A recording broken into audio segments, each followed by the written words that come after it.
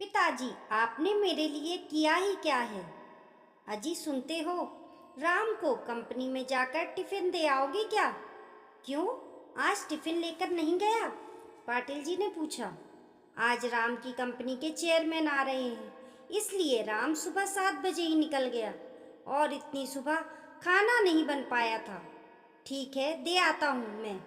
पाटिल जी ने हाथ का पेपर रख दिया और वो कपड़े बदलने के लिए कमरे में चले गए।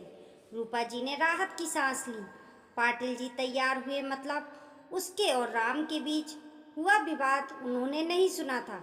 विवाद भी कैसा, हमेशा की तरह राम का अपने पिताजी पर दोषारोपण करना और रूपा जी का अपने पति के पक्ष में बोलना, विषय भी वही। हमारे पिताजी ने हमारे लिए क्या किया, मेरे लिए क्या किया है मेरे बाप ने? माँ, मेरे मित्र के पिताजी भी शिक्षक थे, पर देखो उन्होंने कितना बड़ा बंगला बना लिया। नहीं तो एक ये हमारे पापा, अभी भी हम किराए के मकान में रह रहे हैं। राम, तुझे मालूम है कि तुम्हारे पापा घर के बड़े हैं और 2 बहनों और 2 भाइयों की शादी का खर्चा भी उन्होंने उठाया था। सिवाय इसके तुम्हारी बहन की शादी का खर्च भी उन्होंने ही किया था।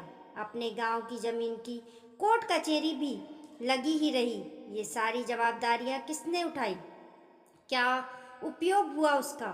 उनके भाई बहन बंगलों में रहते हैं। कभी भी उन्होंने सोचा कि हमारे लिए जिस भाई ने इतने कष्ट उठाए, उसने एक छोटा सा मकान भी नहीं बनाया, तो हम ही उन्हें एक मकान बनाकर दे? एक क्षण के लिए रूपा जी की आंखें भर आईं। क्या बताएं अपने जन्म दिए पुत्र को बाप ने क्या किया मेरे लिए पूछ रहा है। फिर बोली, तुम्हारे पापा ने अपना कर्तव्य निभाया, भाई बहनों से कभी कोई आशा नहीं रखी। राम मूर्खों की जैसी बातें करते हुए बोला। अच्छा, वो ठीक है, उन्होंने हजारों बच्चों की ट्यूशन ली। यदि उनसे फीस ले लेते तो आज पैसों में खेल रहे होते। आजकल के क्लासेस वालों को देखो, इम्पोर्टेंट गाड़ियों में घूमते हैं। ये तुम सच बोल रहे हो, परंतु तुम्हारे पापा का तत्व था ज्ञान दान का पैसा नहीं लेना। उनके इन्हीं तत्वों के कारण उनकी इतनी प्रसिद्धि हुई और कितने पुरस्कार मिले, उसकी कल्पना है तुझे? ये सुनते ही राम एकदम नाराज हो गया। क्या चाटना है उन पुरस्कारों को? उन पुरस्कारों से घर थोड़े ही बनने आएगा, बड़े ही धूल खाते हुए। कोई नहीं पूछता उनको। इतने में दरवाजे पर दस्तक सुनाई दी। राम ने दरवाजा खोला तो पाटिल जी खड़े थे। पापा ने उनका बोलना तो नहीं सुना, इस डर से राम का चेहरा उतर गया। परंतु पाटिल जी बिना कुछ बोले अंदर चले गए और वे बात वही खत्म हो गई। ये था रूपा जी और राम का कल का झगड़ा। पर आज पाटिल जी ने टिफिन साइकिल को पर अटकाया और तपती धूप में औद्योगिक क्षेत्र की राम की कंपनी के लिए निकल पड़े। 7 किलोमीटर दूर कंपनी तक पहुंचते पहुंचते उनका दम फूल गया था। कंपनी के गेट पर सिक्योरिटी गार्ड ने उन्हें रोक दिया।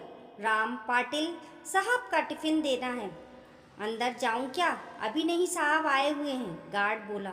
चेयरमैन साहब आए हुए हैं, उनके साथ मीटिंग चल रही है, किसी भी क्षण वो मीटिंग खत्म कर आ सकते हैं। तुम बाजू में ही रहिए। चेयरमैन साहब को आप दिखना नहीं चाहिए। पाटिल जी थोड़ी दूर पर धूप में ही खड़े रहे। आसपास कहीं भी छाप नहीं थी। थोड़ी देर बोलते बोलते 1 घंटा निकल गया। पाँव में दर्द उठने लगा था, इसलिए पाटिल जी वहीं एक तप पत्थर पर बैठने लगे। तभी गेट की आवाज़ आई। शायद मीटिंग खत्म हो गई होगी। चेयरमैन साहब के पीछे पीछे कई अधिकारी और उनके साथ राम भी बाहर आया।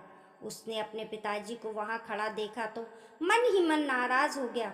चेयरमैन साहब कार का दरवाज़ा खोलकर बैठने ही वाले थे तो उनकी नज़र पाटिल जी की ओर उठ गई।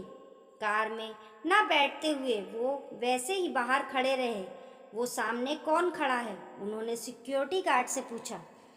अपने राम सर के पिताजी हैं, उनके लिए खाने का टिफिन लेकर आए हैं, गार्ड ने कपकपाती आवाज़ में कहा। बुलाइए उनको। जो ही होना था वह हुआ। राम के तन से पसीने की धाराएं बहने लगी। क्रोध और डर से उसका दिमाग सुन्न हुआ जान पड़ने लगा। गार्ड की आवाज़ देने पर पाटिल जी पास आए। चेयरमैन साहब आगे बढ़े और उनके समीप गए। आप पाटिल सर हैं ना? DN हाई स्कूल में शिक्षक थे। हाँ, आप कैसे पहचानते हो मुझे? कुछ समझने के पहले ही चेयरमैन साहब ने पाटिल जी के चरण छुए। सभी अधिकारी और राम वो दृश्य देखकर अचंभित रह गए। सर, मैं मोनीश मित्तल, आपका विद्यार्थी। आप मुझे घर पर पढ़ाने आते थे। हाँ हाँ, याद आया। बाप रे, बहुत बड़े व्यक्ति बन गए आप तो। चेयरमैन हंस दिए, फिर बोले, सर आप यहाँ धूप में क्या कर रहे हैं? आइए अंदर चलते हैं, बहुत बातें करनी है आपसे। सिक्योरिटी, तुमने इन्हें अंदर क्यों नहीं बैठाया? गार्ड ने सर से सिर झुकाते हुए लिया। वो देखकर पाटिल जी ही बोले, उनकी कोई गलती नहीं है, आपकी मीटिंग चल रही थी, आपको तकलीफ ना हो इसलिए मैं ही बाहर रुक गया। Okay okay. चेयरमैन साहब ने पाटिल जी का हाथ अपने हाथ में लिया और उनको अपने आलीशान चैम्बर में ले गए। बैठिए सर, अपनी कुर्सी की ओर इंगित करते हुए बोले। नहीं नहीं, वो कुर्सी आपकी है, पाटिल जी शक पकाते हुए बोले। सर, आपके कारण वो कुर्सी मुझे मिली है, तब पहला हक आपका है। चेयरमैन साहब ने जबरदस्ती से उन्हें अपनी कुर्सी पर बिठाया। आपको मालूम नहीं होगा पाटिल सर, जनरल मैनेजर की ओर देखते हुए बोले, पाटिल सर नहीं होते तो आज ये कंपनी नहीं होती और मैं मेरे पिताजी की अनाज की दुकान संभालता रहता। राम और जीएम दोनों आश्चर्य से उनकी ओर देखते रहे। स्कूल समय में मैं बहुत ही डब्बू विद्यार्थी था। जैसे तैसे मुझे 9वीं कक्षा तक पहुंचाया गया। शहर की सबसे अच्छी क्लासेस में मुझे एडमिशन दिलाया गया, परंतु मेरा ध्यान कभी पढ़ाई में नहीं लगा। उस पर अमीर बाप की औलाद, दिन भर स्कूल में मौज मस्ती और मारपीट करना, शाम की क्लासेस से बंक मारकर मूवी देखना, यही मेरा शकल था। माँ को तो सहन नहीं होता। उस समय पाटिल सर कड़े अनुशासन और उत्कृष्ट शिक्षक के रूप में प्रसिद्ध थे।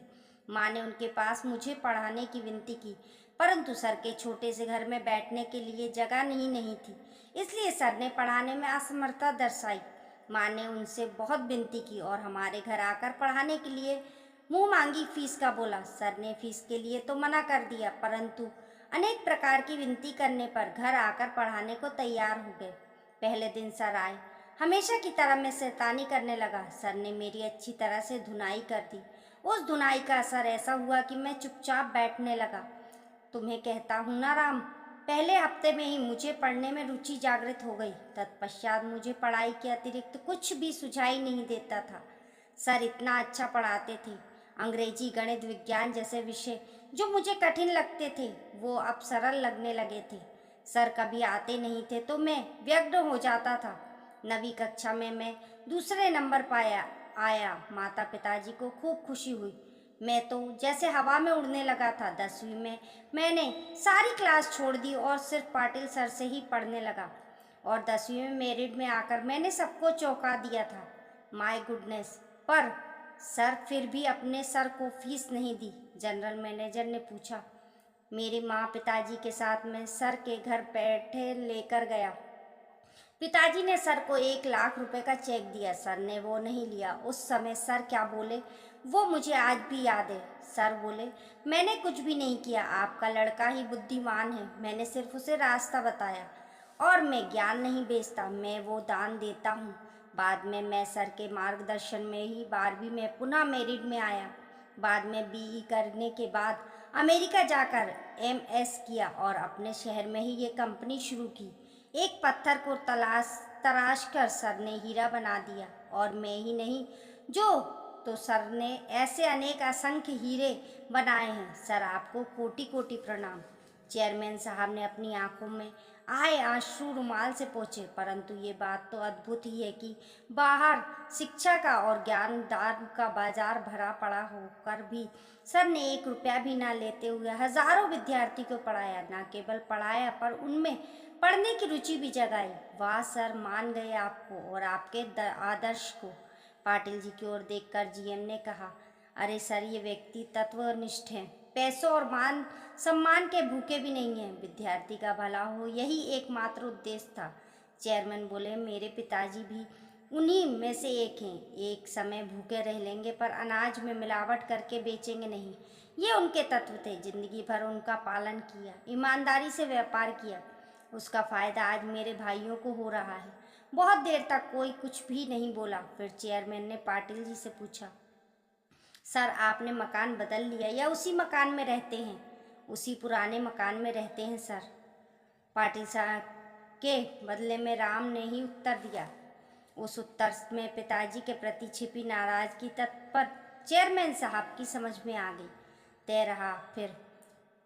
सर, आज मैं आपको गुरु दक्षिणा दे रहा हूँ। इसी शहर में मैंने कुछ फ्लैट्स ले रखे हैं, उनमें से एक 3 BHK का मकान आपके नाम कर रहा हूँ। क्या? पाटिल जी और राम दोनों आश्चर्यचकित रूप से बोले। नहीं नहीं, इतनी बड़ी गुरु दक्षिणा नहीं चाहिए मुझे, पाटिल जी आग्रहपूर्वक बोले। चेयरमैन साहब ने पाटिल जी के हाथ को अपने हाथ में लिया। सर प्लीज़ ना मत करिए और मुझे माफ़ करें। काम की अधिकता में आपकी गुरु दक्षिणा देने में पहले ही बहुत देर हो चुकी है। फिर राम की ओर देखते हुए उन्होंने पूछ लिया, राम तुम्हारी शादी हो गई क्या? नहीं सर, जम गई है, और जब तक रहने को अच्छा घर नहीं मिल जाता तब तक शादी नहीं हो सकती। ऐसी शर्त मेरे ससुर जी ने रखी होने से अभी तक शादी की डेट फिक्स नहीं की, तो फिर हॉल भी बुक नहीं किया। चेयरमैन ने फ़ोन उठाया और किसी से बात करने लगे। समाधान कारक चेहरे से फ़ोन रखकर धीरे से बोले, अब चिंता की कोई बात नहीं, तुम्हारे मैरिज गार्डन का काम हो गया है। सागर लॉन्स तो मालूम ही होगा सर, वह तो बहुत महंगा है। अरे तुझे क्या, कहाँ से पैसे चुकाने? सर के सारे विद्यार्थी सर के लिए कुछ भी कर सकते हैं। सर के बस एक आवाज़ देने की बात है, परंतु सर तत्वनिष्ठ हैं, वैसा करेंगे भी नहीं। इस लाइन्स का मालिक भी सर का ही विद्यार्थी है। उसे मैंने सिर्फ बताया, सिर्फ हॉल ही नहीं, वो तो भोजन सहित संपूर्ण शादी का खर्च भी उठाने की जिम्मेदारी ली है उसने, वह भी स्वखुशी से। तुम केवल तारीख बताओ और सामान लेकर जाओ। बहुत बहुत धन्यवाद सर, राम अत्यधिक खुश से हाथ जोड़कर बोला। धन्यवाद मुझे नहीं, तुम्हारे पिताश्री को दो राम, ये उनकी पुण्याई है। और मुझे एक वचन दो राम, सर के अंतिम सांस तक तुम उन्हें अलग नहीं करोगे और उन्हें कोई दुख भी नहीं होने दोगे। मुझे जब भी मालूम चला कि तुम उन्हें दुख दे रहे हो, न केवल इस कंपनी से लात मारकर भगा दूंगा, परंतु पूरे महाराष्ट्र भर के किसी भी स्थान पर नौकरी करने लायक नहीं छोड़ूंगा। ऐसी व्यवस्था कर दूंगा। चेयरमैन साहब कठोर शब्दों में बोले। नहीं सर, मैं वचन देता हूँ, वैसा कुछ भी नहीं होगा। राम हाथ जोड़कर बोला। शाम को जब राम घर आया तब पाटिल जी किताब पढ़ रहे थे, रूपा जी पास ही सब्जी काट रही थी। राम ने बैग रखी और पाटिल जी के पांव पकड़कर बोला, पापा मुझसे गलती हो गई, मैं आपको आज तक गलत समझता रहा, मुझे पता नहीं था। पापा आप इतने बड़े व्यक्ति हो। पाटिल जी ने उसे उठाकर अपने सीने से लगा लिया। अपना लड़का क्यों रो रहा है, रूपा जी की समझ में नहीं आया था, परंतु कुछ अच्छा घटित हुआ है, इसलिए पिता पुत्र में प्यार उमड़ रहा है। ये देखकर उनके नैनों से भी कुछ बूंदें गाल पर लुढ़क आईं। कृपया अपने पिताजी से कभी ये ना कहें कि आपने मेरे लिए क्या किया है।